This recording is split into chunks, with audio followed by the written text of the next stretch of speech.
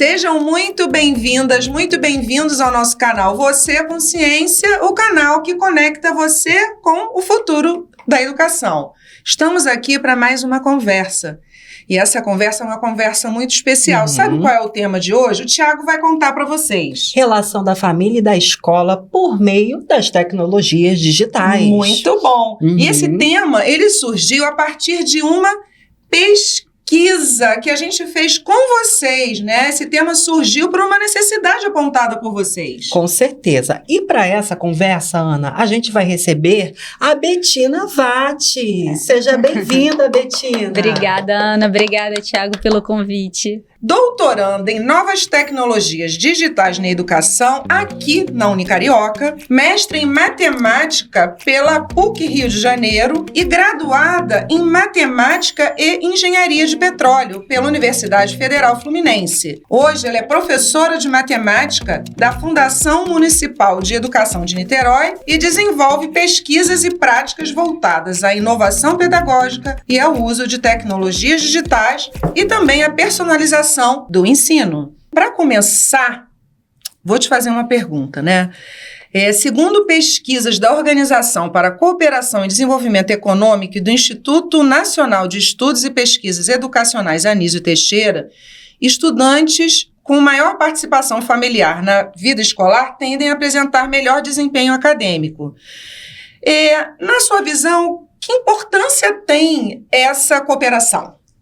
Olha só, Ana, eu trabalho com estudantes que têm são crianças, são adolescentes, e eles estão numa fase, muitas vezes, de autoafirmação, de desafio, então eles querem desafiar em sala de aula, e quando você tem essa proximidade da família, essa proximidade com os responsáveis, você consegue trazer aquele estudante desafiador para junto de você. E aí você consegue mostrar para ele o quanto você pode agregar na vida dele. Quanto mais a gente consegue trazer ele e a família para perto, mais a gente consegue potencializar aquele estudante. É um diálogo em conjunto. É um diálogo em conjunto, sim. Então, aí, pensando assim, em tudo assim o que você disse, que você nos contou aqui, muitas das vezes, não são todas, mas muitas famílias só procuram a escola quando tem algum problema com aquele estudante lá no ambiente escolar. Como trazer como trazer a família para mais perto da escola, para gerar, assim, essa proximidade, essa, vamos dizer assim, familiaridade? Oi, Tiago, olha só, o grande problema que eu vejo hoje é que quando a escola entra em contato com uma família, é sempre crítica. Então, quando essa família, ela é convocada para ir para a escola, ela já sabe que vai receber uma crítica. E aí, em geral, de duas uma. Ou ela vai acolhida, né? Porque às vezes a gente tem um contexto familiar muito desfavorável, que aquela família se sente ameaçada naquele momento, vamos dizer assim. Então, ou eles vão nesse sentimento de abaixar a cabeça e escutar a bomba que vem, ou então eles vão para a escola confrontar o que você fala. Então, assim, eu não consigo perceber muito, a escola chamou, poxa, então vamos conversar. Vamos tentar melhorar nesse processo. Exato. Vamos tentar melhorar aquele estudante. Ou então a escola chamar e falar assim, caramba, olha, ele é muito bom. E ele pode ser cada vez melhor. Por um elogio, entendeu? E não sempre por uma crítica. Porque sempre que a família é solicitada para ir até a escola, eu nunca vi como uma coisa positiva. Ou seja, precisa então ter esse lado humano, né? Precisa ter o lado humano e precisa ter esse entendimento que não é uma guerra. São duas instituições, vamos dizer assim, em prol daquele sujeito e não contra ele. Até porque, assim, a gente vê que são muitas esferas, né, nesse processo todo. Tem o poder público, tem a sociedade, Aí depois tem a família, tem a escola. Então, Envolvimento assim, de muitos atores sociais, né? sim, são muitos atores. E aqui a gente está trazendo justamente isso, a conexão dessas duas instituições, né, Ana? Exatamente. Eu fico pensando assim, só complementando o que vocês estão falando, dentro do nosso bate-papo aqui, que assim, a escola é aquele local que o aluno vai para aprender um monte de conteúdo, né? Um punhado de conteúdo que está lá, e muitas vezes se esquece dessas questões do ser humano, das relações que ele tem que ter com a escola, com os colegas, com o professor e dali para sua própria família, seja que ator seja social, seja ele quem cuida dele, né? É o pai, a mãe, a avô, quem é o responsável, né? Pelos responsáveis.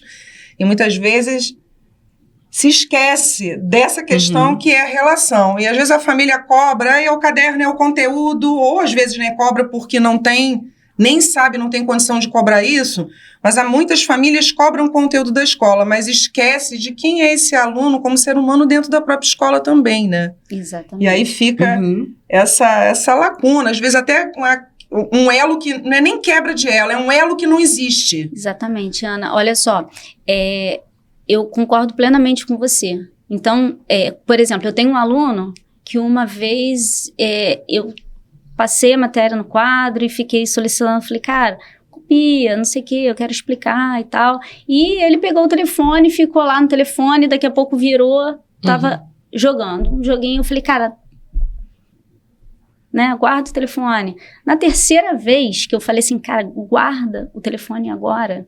Aí ele pegou, me xingou, saiu de sala, bateu, eu desci e falei assim, ó, agora eu quero conversar com o responsável. Quando a mãe dele chegou na escola, aí eu, calmamente, ela falou assim, por que você tá de perseguição com ele? Aí, porque outros alunos estavam conversando e você o tempo todo pedindo para ele, prestar atenção para ele, guardar para ele. Aí eu escutei. Aí eu olhei para ela e falei assim, você sabe o que eu fiz nesse dia? Ela falou assim, o quê? Eu falei assim, olha só, seu filho é extremamente faltoso. No dia anterior, eu tinha passado uma matéria nova e ele foi o único que faltou. Eu passei tudo de novo para ele, para explicar só para o seu filho, porque eu acho que ele tem potencial, mas ele não consegue atingir uma nota boa porque ele é muito faltoso. Então eu fiz tudo isso por ele. Quando eu olhei para ele, ele estava no telefone, ele não estava afim. E aí eu chamei ele. Eu só chamei ele, porque aquela aula era para ele, porque eu me importo com ele. E aí ela parou, né? Depois, claro, já tinha falado. E aí, a partir desse dia, tudo mudou. A nossa relação mudou.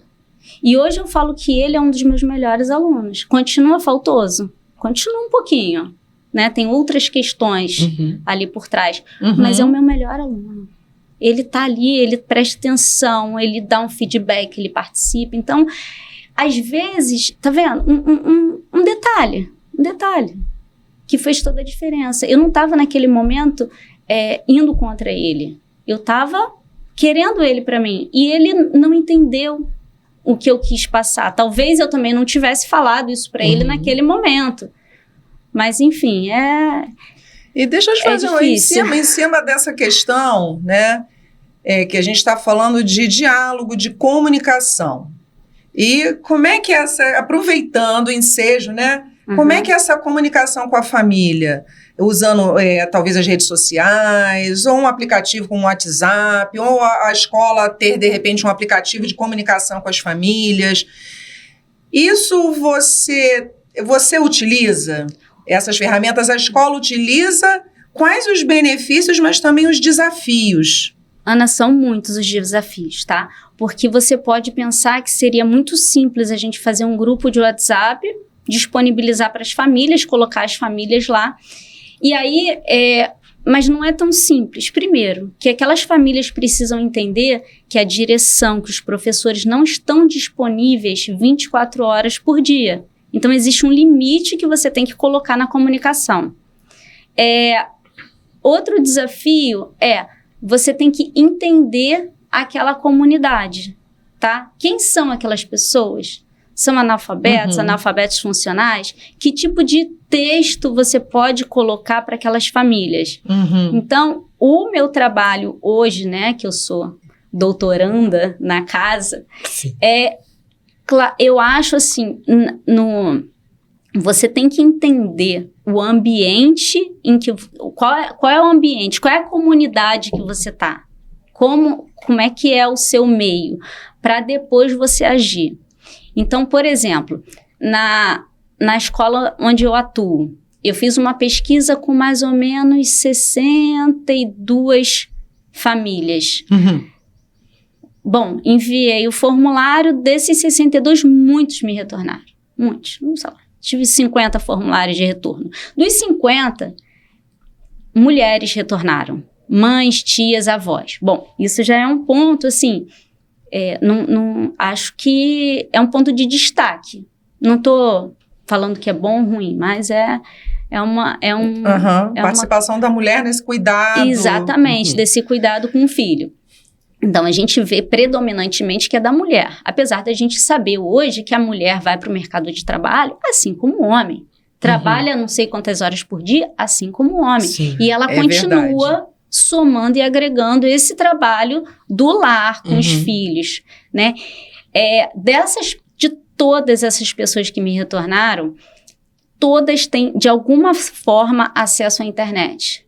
Então, essa foi uma outra pergunta. Então, ou elas têm no telefone, em casa, ou pegam a internet do vizinho, que algumas, né, colocaram, ou no trabalho, ou então realmente tem a sua própria rede. Então, elas têm acesso, pelo menos, como eu estou falando, no meio, na comunidade onde eu estou, né, na escola onde eu estou trabalhando, elas têm acesso. Então, você pode investir numa tecnologia.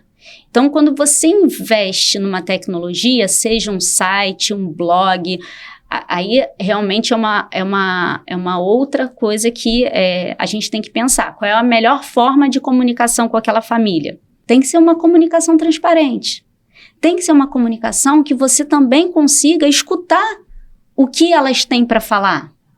Tem escolas que escolhem um pai como representante de uma turma, que também é legal. E aí, de tempos em tempos, vão na escola, tem uma reunião com a escola e trazem o feedback daquelas famílias, o que aquelas famílias querem, o que elas esperam. Então, é uma coisa que, de repente, é viável.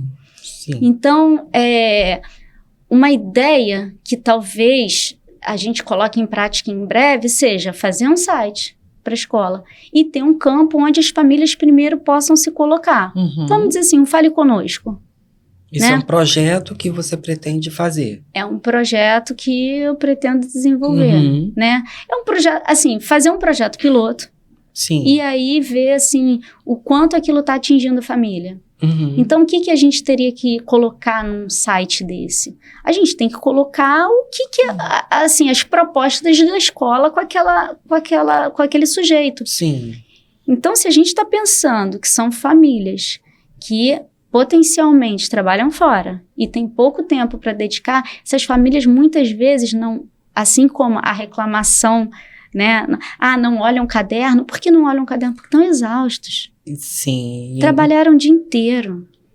E aí, de repente, no final de semana, vai colocar lá no site da escola e vai ver, nossa, meu filho estava participando dessa gincana.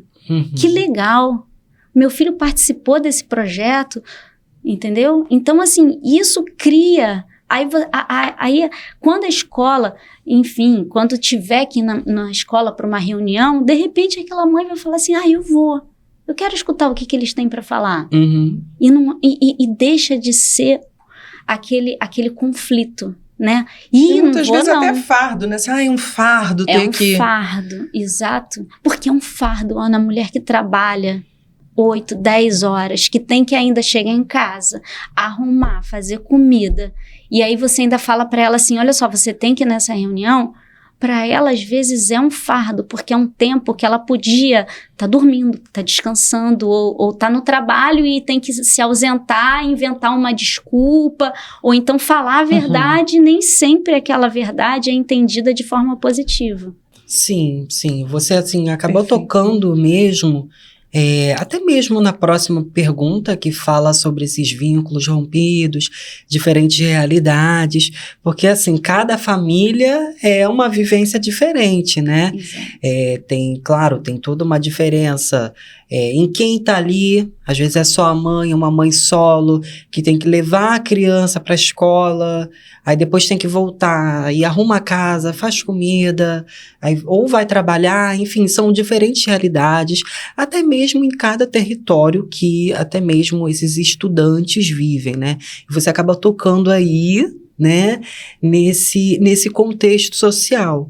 Mas como é que a gente pode lidar com essas diferentes situações, entendendo assim que é uma amplitude de realidades?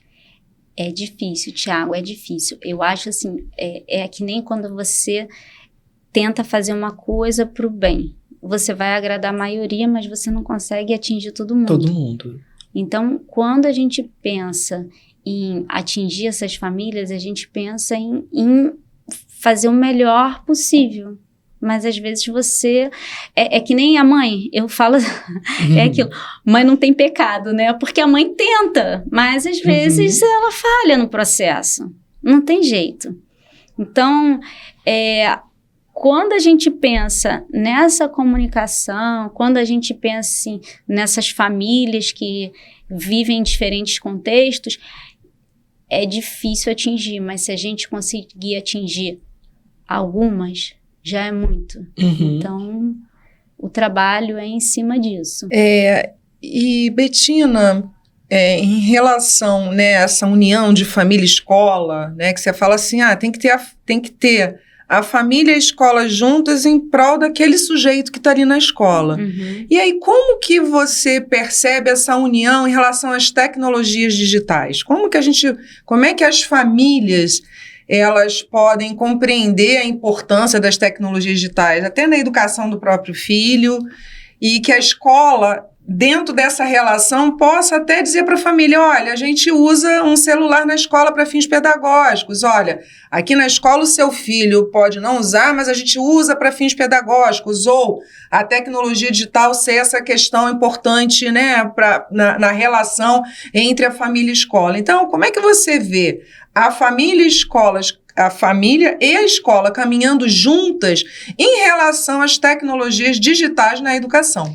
Se você observar, na minha infância, eu tinha uma amiga que eu queria me comunicar com ela morava aqui no Rio, né? Eu sempre morei em Niterói, eu escrevia cartas para ela. Então, ela demorava, 5 dias para receber a carta, depois mais 5. Hoje em dia é rápido. Hoje em dia, se você tem qualquer questão, se você quiser, por exemplo, tem um evento na escola, se você posta claro, com consentimento, aquela coisa toda, se você faz uma postagem, aquela família imediatamente, por mais, que nem eu tô falando, por mais que tenha sobrecarga de trabalho e tudo mais, por algum momento ela vai conseguir receber aquele vídeo, e muitas vezes essas famílias também têm muito a agregar pra gente. Você acha que tem que ter alguma cartilha, algum instrumento de diálogo, né, da escola e a família? Elas têm que ter a mesma, né, talvez para orientar esses alunos, né, em relação ao uso dessas tecnologias? Eu acho sim, Ana. Entendeu? Eu acho que tem que ter alguma comunicação ali, uma forma diferente, uma mentalidade diferente. Porque às vezes a escola fala de um jeito, a família de outro. Exato. A ideia é assim, talvez tenha algo que comunicasse a mesma coisa, né? A família fala a mesma língua da escola e a escola da família em relação a isso, né? Sim, sim. Isso seria muito importante. Então, assim como a família entendeu o seguinte, olha só, não pode usar o celular na escola, mas aí a família fala assim, mas eu tenho que me comunicar. Então, assim, cara, vê o horário. Qual é o horário que pode? Não é sempre que não pode, entendeu? Até porque, assim, esse uso dos recursos digitais, da tecnologia digital, Betina, se intensificou mais durante a pandemia, né? Com o ensino remoto, né? Com o isolamento social. em que os estudantes tiveram o quê? Aquele período sombrio. Eu falo isso mesmo. Foi um período assim... Período horroroso. Né, sombrio, né? Em que ali se intensificou mais, né? A relação até mesmo das famílias usando as tecnologias, né? Sim, Tiago, olha só. A pandemia, a desigualdade social sempre existiu, né? E aí, com a pandemia, acentuou-se, né? Então, em que sentido? As famílias que tinham condição, tinham internet, tinham, né, a criança estudava numa escola com recursos, então ela tinha aquela aula online, de repente aqueles pais mais presentes, muitas crianças não tiveram isso. Então, assim, a pandemia foi para essas crianças terrível. Então, crianças que estavam na fase de alfabetização não alfabetizaram direito. Então, agora a gente está começando ano passado, ano retrasado, foram anos para uma turma de 6º ano, você pegava uma turma de 30 que não sabia ler e escrever direito. Entendeu? E agora está começando a melhorar um pouco. Você já vê assim, que nem eu falei para você, as famílias já estão tendo mais acesso. Porque no período da pandemia, além do acesso, o acesso tinha que ser bom. Porque você não consegue assistir uma aula online com qualquer internet. Exatamente. Tem toda tinha toda uma questão também. Eu estou tocando assim porque às vezes podem ser dificuldades que se encontram também. Por exemplo, eu lembro que os meus irmãos, naquela época de 2020, quando o governo aqui, por exemplo, do estado do Rio de Janeiro, decretou o isolamento social, a suspensão das aulas presenciais, e as escolas adotaram esse modelo remoto, eu lembro que, por exemplo, os meus irmãos tiveram muitas dificuldades para aprender ali pelo WhatsApp. A escola deles fazia o quê? Colocava assim os materiais ali no WhatsApp, fazia um grupo e colocava os materiais no WhatsApp. Posteriormente, que eles faziam live numa plataforma, que é o Skype. Eles faziam pelo Skype, né? Mas aí, eles falavam, eu não tô conseguindo aprender não sei o quê. A professora passou oração subordinada, adverbial, concessiva, não tô aprendendo, não tô conseguindo saber. Aí, o que eu fazia? Eu ia lá, um bonzinho, e auxiliava. Mas muitas pessoas... Aí, assim, naquele momento ali, que eu digo assim, esse momento tenebroso, também muitas famílias tiveram, assim, que ficar ali prestando conta, de ensinar, de ajudar, de dar um apoio para aquele estudante a aprender alguma coisa ali. E essas famílias, Thiago, às vezes eles não têm estrutura, eles não têm conhecimento, infelizmente. Eles querem dar para o filho mais do que eles tiveram. E aí, naquele momento que aquela criança tá lá, cheia de dúvida, ele não sabe o que fazer. E aí a internet, de repente, não é suficiente para acessar a plataforma. Você não consegue pegar, coloca um vídeo no YouTube. E aí, vai consumir tanto que família que a gente está falando. Exatamente, não funciona. Então, assim, por isso que eu falo, a desigualdade social sempre existiu, vai continuar existindo, mas naquele período...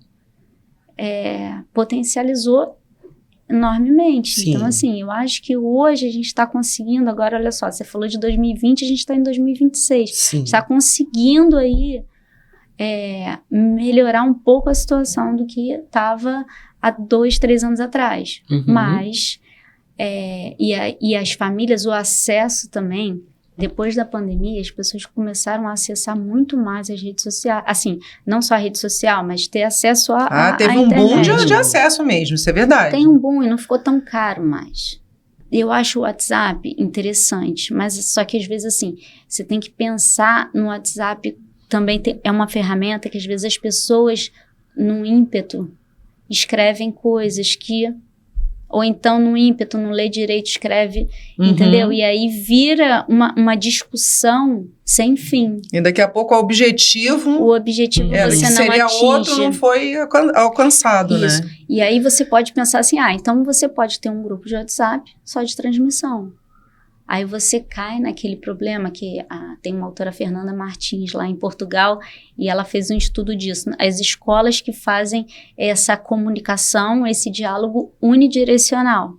Então, as famílias são depósitos de informação, que também às vezes não é esse o legal. Então, o legal é também ter um feedback. De eu chegar e falar assim, gente, eles estão me escutando, né? As famílias pensarem isso. Eles atendem... Não estou dizendo que a escola vai atender todas as reivindicações, é impossível. Mas que uma ou outra seja ouvida. Então, por que não considerar? Entendeu? Então, de repente, ter um site, uma coisa assim, que tenha visibilidade, que tenha um campo lá para você colocar, que tenha um campo, de repente, para você entrar e falar assim, vou ver aqui como é que estão as notas do meu filho, sem ter que, de repente, na escola, num momento que eu não posso ir para pegar o boletim.